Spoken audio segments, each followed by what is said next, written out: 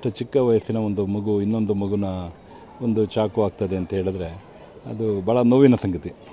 ಬೆಲ್ಲದ ಕಟ್ಟೆಯ ಕಟ್ಟಿ ಬೇವಿನ ಬೀಜವ ಬಿತ್ತಿ ಆಕಳ ಹಾಲೆರೆದು ಜೇನಿನ ಮಳೆಗರೆದರೆ ಅದು ವಿಷ ಬರಲಲ್ಲದೆ ಸಿಹಿ ಬರುವುದೇ. ಯಾವುದೇ ಒಂದು ಮಗು ಈ ಜಗತ್ತಲ್ಲಿ ಜನಿಸಿದಾಗ ಆ ಮಗು ತಲೆಯಲ್ಲಿ ಅದು it is just like empty computer. ಅದು ಪ್ರತಿಯೊಂದು ಮಗುನೂ ಎಂಟಿ ಕಂಪ್ಯೂಟರ್.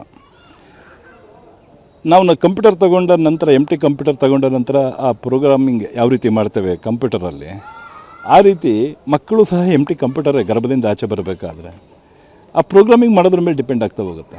ವನ್ಯ ಮೃಗಗಳ ನಡುವೆ ಗೋವೇನು ಬಂದಿಹದು, ಪುಣ್ಯಭೀತಿಯಲ್ಲಿ ಸಾತ್ವಿಕನಿಗೇನುವುದು, ಅನ್ಯಾಯ ದುನ್ಮತ್ತ ಕೋಲಾಹಲ ತುಂಬಿದ ಈ ಜಗದಡೆ ಪುಣ್ಯಕ್ಕೆ ಚಿಂತಪದೆ ಮಂಕುತಿಮ್ಮ ಅಂತ ಡಿ ವಿ ಜಿಯವರು ಬರೀತಾರೆ. ನಾವು ಯಾವಾಗಲೂ ಮಕ್ಕಳ ಮುಂದೆ ಯಾವಾಗಲೂ ಅನ್ಯಾಯ ಇದ್ದೇನೆ, ಅನ್ಯಾಯವನ್ನೇ ನಾವು ವೈಭವೀಕರಿಸ್ಕೊಂಡು ಯಾವಾಗಲೂ ಅದನ್ನೇ ಮಾತಾಡ್ತಾ ಇದ್ದರೆ ಮಕ್ಕಳ ಮನಸ್ಸೇನಾಗುತ್ತೆ, ಅನ್ಯಾಯನೇ ಆಗುತ್ತೆ.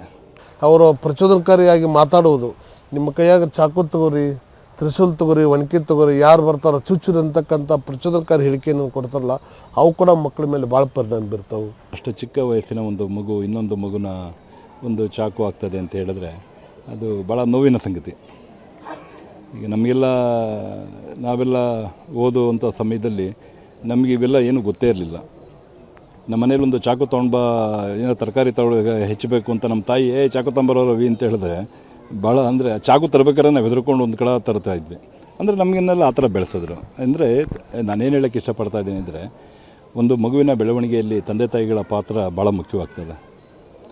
ಬಸವಣ್ಣವರು ತಮ್ಮ ವಚನ ಸಾಹಿತ್ಯದಲ್ಲಿ ಒಂದು ಬರೀತಾರೆ, ಬೆಲ್ಲದ ಕಟ್ಟೆಯ ಕಟ್ಟಿ ಬೇವಿನ ಬೀಜವ ಬಿತ್ತಿ ಆಕಳ ಹಾಲೆರೆದು ಜೇನಿನ ಮಳೆಗರೆದರೆ ಅದು ವಿಷ ಬರಲಲ್ಲದೆ ಸಿಹಿ ಬರುವುದೇ. ಬಸವಣ್ಣವ್ರು ಬರೀತಾರೆ. ಅದೇ ನಮ್ಮ ಈ ನವ್ಯ ವ್ಯವಸ್ಥೆಯಲ್ಲಿ ಬೇವು ಬಿತ್ತಿ ಮಾವು ಬೆಳೆವ ತವಕ ಬೇಡ ಮಾನವ ಅಂತಲೂ ಬರೀತಾರೆ. ಯಾವುದೇ ಒಂದು ಮಗು ಈ ಜಗತ್ತಲ್ಲಿ ಜನಿಸಿದಾಗ ಆ ಮಗು ತಲೆಯಲ್ಲಿ ಅದು it is just like empty computer. ಅದು ಪ್ರತಿಯೊಂದು ಮಗುನೂ ಎಂಟಿ ಕಂಪ್ಯೂಟರ್.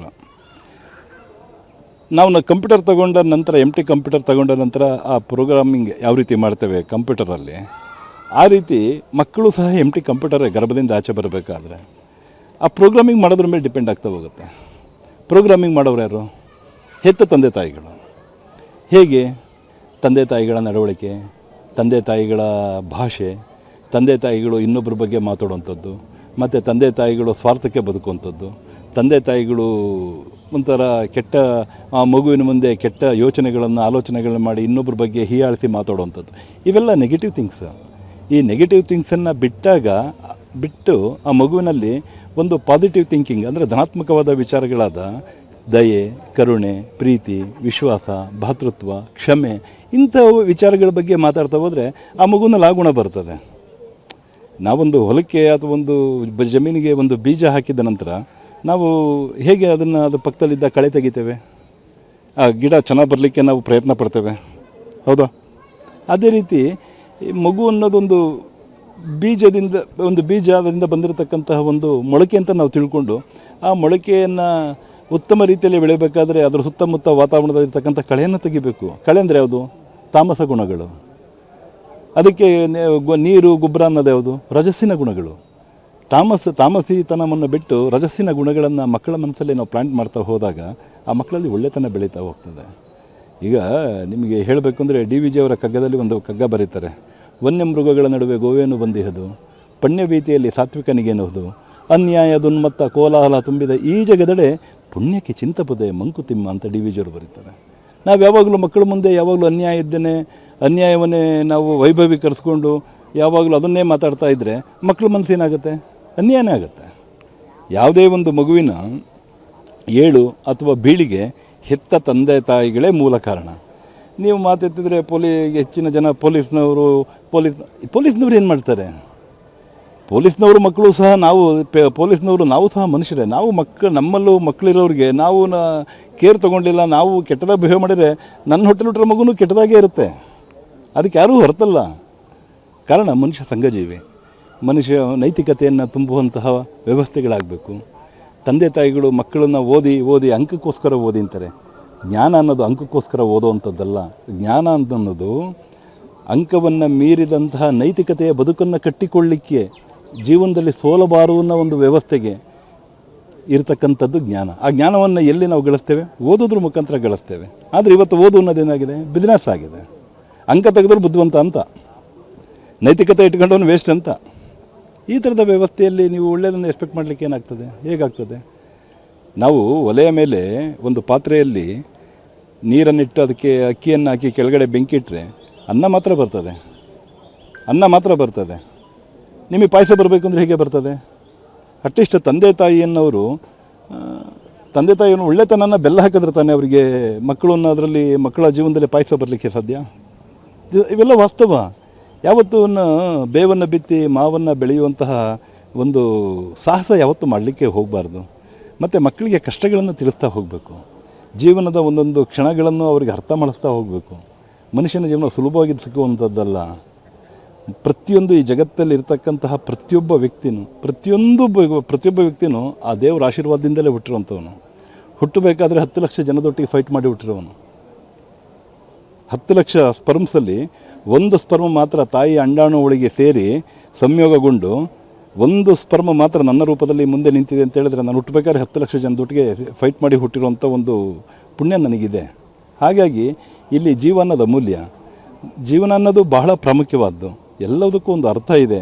ಇಲ್ಲಿ ಯಾವುದೂ ಅಲ್ಲ ವ್ಯರ್ಥ. ಹಂಗಾಗಿ ಮಕ್ಕಳನ್ನು ಬೆಳೆಸಬೇಕಾದ್ರೆ ಪೋಷಕರು ಮಾದರಿ ಆಗಬೇಕು. ಆ ಪೋಷಕರನ್ನು ನೋಡಿಯೇ ಮಕ್ಕಳು ಬೆಳೆಯುವಂಥ ಕ್ರಮ ಇದ್ದಾಗ ತಂದೆ ತಾಯಿಗಳು ಉತ್ತಮರಾಗಿದ್ದರೆ ಮಕ್ಕಳು ಉತ್ತಮರಾಗಿರ್ತಾರೆ.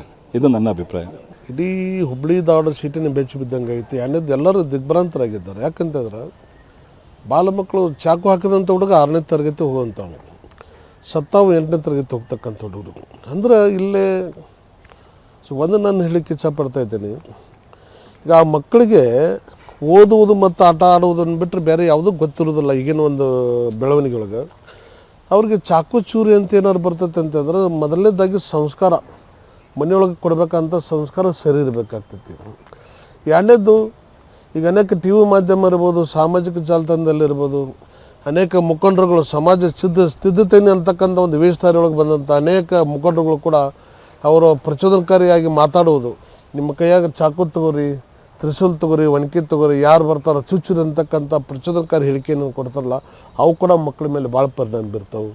ಇದನ್ನು ಕೂಡ ಅನೇಕ ಮಕ್ಕಳ ದಾರಿ ತಪ್ಪುವಂಥ ಕೆಲಸ ಆಗ್ತೈತಿ. ಇಲ್ಲಿ ನಾವು ಒಂದು ಹೇಳಿಕೆ ಇಷ್ಟಪಡ್ತಾ ಇದ್ದೇನೆ. ಮೊದಲು ನಾವು ಬಾಲಕನ ಕಳ್ಕೊಂಡಂಥ ತಂದೆ ತಾಯಿ ಭಾಳ ಬಡವರು, ರೊಟ್ಟಿ ಮಾರಿ ಜೀವನ ಮಾಡ್ತಕ್ಕಂಥ ಕುಟುಂಬ.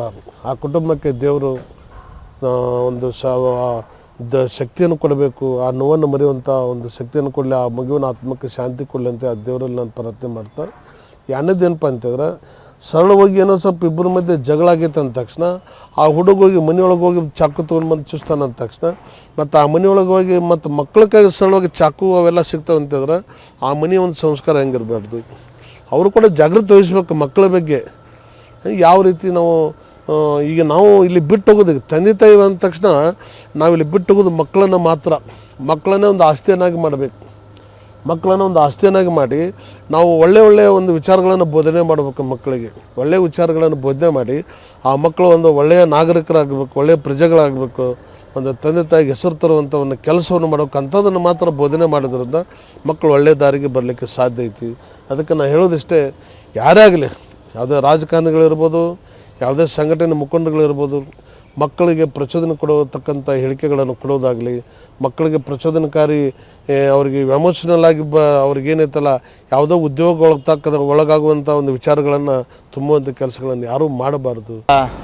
ಏನು 3000 ಮಠದ ಹತ್ತಿರ ನಡೆದಿರುವಂಥ 14 ವರ್ಷದ ಬಾಲಕ 15 ವರ್ಷದ ಬಾಲಕನಿಗೆ ಆಟ ಆಡ್ತಾ ಏನು ರೇಡಿಯಂ ಕಟ್ಟರ್ನಿಂದ ಕೊಲೆ ಮಾಡಿದಂಥ ಒಂದು ಪ್ರಕರಣ ನಾವು ಈ ಸಂದರ್ಭದಲ್ಲಿ ತೀವ್ರವಾಗಿ ಖಂಡನೆ ಮಾಡ್ತೇವೆ. ಮತ್ತು ಇಂತಹ ಘಟನೆಗಳು ಯಾಕೆ ನಡೀತಾ ಇದ್ದಾವೆ ಅನ್ನೋಂಥದ್ರ ಬಗ್ಗೆ ಬಹಳಷ್ಟು ಗಂಭೀರವಾಗಿ ಇವತ್ತು ಸಮಾಜ ಮತ್ತು ಇಲಾಖೆ ಸಂಬಂಧಪಟ್ಟಂಥವರು ವಿಚಾರ ಮಾಡಬೇಕಾದಂಥ ಒಂದು ಸಂದರ್ಭ ಬಹುಶಃ ಇವತ್ತು ಬಂದು ಒದಗಿದೆ ಅಂತಲೇ ಹೇಳಬೇಕಾಗ್ತದೆ.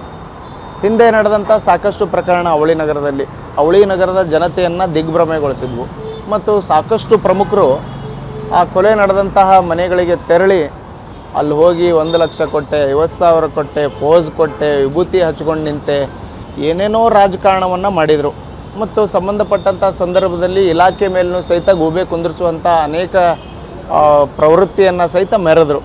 ಇದನ್ನೆಲ್ಲ ನೋಡಿ ಆದಮೇಲೂ ಸಹಿತ ಇವತ್ತು ದಕ್ಷ ಪೊಲೀಸ್ ಆಯುಕ್ತರು ಅವಳಿ ನಗರದಲ್ಲಿ ಕರ್ತವ್ಯವನ್ನು ನಿರ್ವಹಣೆ ಮಾಡ್ತಾ ಇದ್ದಾರೆ. ಇಂತಹ ಸಂದರ್ಭದಲ್ಲಿ ಇಂತಹ ಘಟನೆಗಳು ಯಾಕೆ ನಡೀತಾ ಇದ್ದಾವೆ ಅನ್ನುವಂಥದ್ರ ಬಗ್ಗೆ ಇದನ್ನೆಲ್ಲ ಒಯ್ದುಬಿಟ್ಟು ನಾವು ಪೊಲೀಸ್ ಇಲಾಖೆಯ ಮೇಲೆ ಗೂಬೆ ಕೂರಿಸೋಕ್ಕಾಗೋದಿಲ್ಲ. ಪೊಲೀಸ್ ಆಯುಕ್ತರು ಮತ್ತೊಬ್ಬರು ಅಥವಾ ಪೊಲೀಸ್ ಸಿಬ್ಬಂದಿಯ ಮೇಲೆ ನಾವು ಗೂಬೆ ಕೂರಿಸುವಂಥ ಪ್ರಕರಣನೇ ಇವಲ್ಲ. ಯಾಕೆ ಅಂತಂದು ನಾವು ವಿಚಾರ ಮಾಡೋಕ್ಕೆ ಹೋದರೆ ಅಥವಾ ಅಂತಹ ವಿಚಾರವನ್ನು ನಾವು ಗಂಭೀರವಾಗಿ ಪರಿಗಣಿಸೋದಾದರೆ, ಅಂತಹ ವಿಚಾರಗಳನ್ನು ನಾವು ಗಮನಿಸೋದಾದರೆ ಸಮಾಜದ ಮೇಲೆ ಇವತ್ತು ನೋಡ್ರಿ, ಯುವಕರು 14 ವರ್ಷ 15 ವರ್ಷ ಏನು ವ್ಯತ್ಯಾಸ ಅದ. ಇವತ್ತು ಅವ್ರಿಗಿನ್ನೂ ಪ್ರಬಲವಾಗಿ ವ್ಯಾಸಂಗ ಮಾಡುವಂಥ ಒಂದು ವಯಸ್ಸು. ಇಂತಹ ಸಂದರ್ಭದಲ್ಲಿ ಈ ನಿಟ್ಟಿನ ವಿಚಾರ ಅವ್ರೊಳಗೆ ಬಂದವು. ಕೊಲೆ ಮಾಡುವಂಥ ನಿಟ್ಟಿನೊಳಗೆ ಚಾಕು ಅಂದರೆ ಏನು, ಚೂರಿ ಅಂದರೆ ಏನು ಅನ್ನುವಂಥ ವಿಚಾರ ಇವತ್ತು ಅವರ ಗಮನಕ್ಕೆ ಬರತ್ತಾವು. ಕೊಲೆಗಳು ನಡೀತಾ ಇದ್ದಾವೆ ಅಂತಂದರೆ ಸಮಾಜದಲ್ಲಿ ಪ್ರಜ್ಞಾವಂತಿಕೆ ಕಡಿಮೆ ಆಗ್ಯದ ಅಂತಂದು ಹೇಳಬೇಕಾಗ್ತದೆ. ಯಾಕಂತಂದ್ರೆ ಮಾತೆತ್ತಿದರೆ ಸಾಕು ಒಂದು ಸಮಾಜವನ್ನು ದೂಷಿಸೋದು, ಒಂದು ಸಮಾಜವನ್ನು ಎತ್ತಿ ಕಟ್ಟುವಂಥ ಸಂಘರ್ಷಗಳು ಸಮಾಜದಲ್ಲಿ ನಡೀತಾ ಇದ್ದಾವೆ. ಸಾಕಷ್ಟು ಸಮಾಜದಲ್ಲಿರುವಂಥ ಪ್ರಮುಖರು, ಹಿರಿಯರು, ವಯಸ್ಸಾದಂಥವ್ರು ನಾವೇನು ಹೇಳ್ತೇವೆ ಅವರೆಲ್ಲ ಅನೇಕ ಪ್ರಕರಣಗಳನ್ನು ಗುರಿಯಾಗಿಸ್ಕೊಂಡು ಇವತ್ತು ತ್ರಿಶೂಲವನ್ನು ವಿತರಣೆ ಮಾಡ್ತೇವೆ, ತಲ್ವಾರನ್ನು ವಿತರಣೆ ಮಾಡ್ತೇವೆ, ನಾವು ತಲ್ವಾರ್ ತರಬೇತಿ ಕೊಡ್ತೇವೆ, ನಾವು ಅವರ ಆತ್ಮರಕ್ಷಣೆಗೆ ಏನೇನೋ ಕಥೆ ಹೇಳ್ತಾ ಹೋಗ್ತಾ ಇದ್ದಾರೆ. ಇಂತಹ ವಿಚಾರಗಳು ಬಹುಶಃ ಇಂತಹ ಯುವಕರ ಮೇಲೆ, ಇಂತಹ ಮುಗ್ಧ ಮಕ್ಕಳ ಮನಸ್ಸಿನ ಮೇಲೆ ಗಂಭೀರ ಪರಿಣಾಮ ಬೀರಿದ್ದೇ ಇಂತಹ ಪ್ರಕರಣಗಳಿಗೆ ಕಾರಣ ಅನ್ನುವಂಥದ್ದನ್ನು ನಾವು ಈ ಸಂದರ್ಭದಲ್ಲಿ ಗಮನಿಸಬೇಕಾಗ್ತದೆ. ಮತ್ತು ಏನು ಗೌರಿ ಲಂಕೇಶ್ ಹತ್ಯೆ ಆಯಿತು, ಮತ್ತು ಸಾಕಷ್ಟು ಪ್ರಕರಣಗಳು ನಡೆದವು.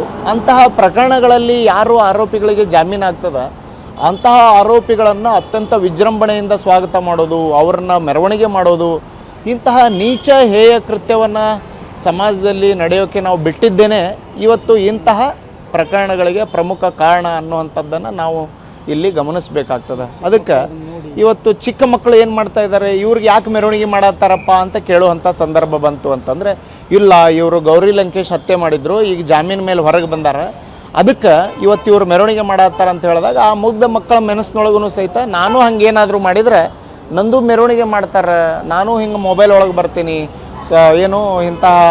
ಏನು ಸೋಷಿಯಲ್ ಮೀಡಿಯಾದೊಳಗೆ ಬರ್ತೀನಿ ಅನ್ನುವಂಥ ಮನಸ್ಥಿತಿ ಆ ಮಕ್ಕಳ ಒಳಗೆ ಇವತ್ತು ಪರಿಣಾಮ ಬೀರತ್ತದ ಅನ್ನುವಂಥದ್ದು ಇಲ್ಲಿ ಗಮನಿಸಬೇಕಾಗಿರುವಂಥ ವಿಷಯ ಆಗಿದೆ. ಅಂದರೆ ಕೊಲೆ ಮಾಡಿದವನು ಒಬ್ಬ ಮನುಷ್ಯ, ಕೊಲೆ ಆದವನು ಒಬ್ಬ ಮನುಷ್ಯ. ಆ ರೀತಿಯಲ್ಲಿ ಇವತ್ತು ಸಾಲಿ ಕಲಿ ಹುಡುಗರದಲ್ಲಿ ಇವತ್ತು ಕೈಯಲ್ಲಿ ಚಾಕು ಚೂರಿ ಇವೆಲ್ಲ ಬರ್ಬೇಕಂತಂದ್ರೆ ಮನೆಯಲ್ಲಿ ನಾವು ಇವತ್ತು ನಮ್ಮ ಮಕ್ಕಳನ್ನ ನಾವ ಅಂತಲ್ಲ, ಇವತ್ತು ಇದೇ ಊರದಲ್ಲಿ ಅಂತಲ್ಲ ಯಾವುದೋ ಊರದಾಗ ಕೂಡ ಆದರೂ ಮಕ್ಕಳಿಗೋಸ್ಕರ ನಾವು ಹೆಚ್ಚಿನ ಕಾಳಜಿ, ನಮ್ಮ ಮಕ್ಕಳು ಏನು ಮಾಡ್ತಾ ಇದ್ದಾರೆ, ಎಲ್ಲಿ ಹೋಗ್ತಾ ಇದ್ದಾರೆ, ಇವತ್ತೇನು ಮಾಡ್ತಾ ಇದ್ದಾರೆ, ಇವರು ಚಾಕು ಚೂರಿ ಇಂಥವು ಘಟನೆಗಳು ಅವ್ರಿಗೆ ಆ ಉಸಾಬರಿ ಇಲ್ಲದ ಎಜುಕೇಷನ್ ಹತ್ರ ಜಾಸ್ತಿ ಗಮನ ಅವ್ರನ್ನ ಕೊಡ್ಸಕ್ಕಚ್ಚಿ ಮುಂದೆ ಬರುವ ದಿನಗಳಲ್ಲಿ ಇವರು ಒಳ್ಳೆಯ ಒಂದು ನಾಗರಿಕರಾಗಬೇಕು ಅಂತ ಒಂದು ಯಾವುದೋ ಗೌರ್ಮೆಂಟ್ ಕೆಲಸಗಳು ಆಗಲಿ ಯಾವುದಕ್ಕೂ ಪ್ರೈವೇಟ್ ಆಗಲಿ, ಇವತ್ತು ನಮಗೇನೋ ಗೌರ್ಮೆಂಟ್ ಕೆಲಸ ಜಾಬ್ ಸಿಗಲಿಲ್ಲ ಅಂದರೂ ಕೂಡ ನಾವು ಇವತ್ತು ಒಂದು ಪ್ರೈವೇಟ್ ಜಾಬ್ ಆದರೂ ಕೂಡ ನಾವು ಮಾಡಿ ನಾವು ಸಾಧಿಸ್ಕೊಂತೇವೆ ಅಂತಂದು ಒಂದು ಹೆಮ್ಮೆ ಇಟ್ಕೊಂಡು ಒಳ್ಳೆ ಎಜುಕೇಷನ್ ಕಲಿಯೋದರಲ್ಲಿ ಗಮನ ಕೊಡಬೇಕು.